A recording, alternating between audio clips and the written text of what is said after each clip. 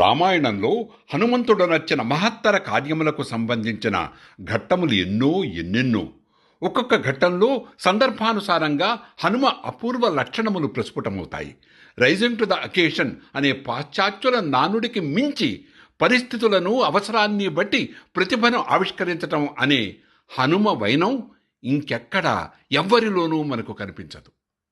అట్టి సందర్భాలలో సుందరకాండములో కనిపించే సీతాన్వేషణ ఘట్టము ఎంత మహత్తరమైనదో, యుద్ధకాండములో 74వ సర్గములో హనుమంతుడు హిమాలయముల నుండి సంజీవిని సహిత దివ్యౌషధులున్న పర్వతమును తెచ్చి మృతులైపడి ఉన్న వానరవీళ్లను బ్రతికించి నిస్త్రాణమైపడి ఉన్న రామలక్ష్మణులను చైతన్యవంతులుగా చేసి అందరికీ స్వాస్థ్యతను చేకూర్చిన ఘట్టము అపూర్వం.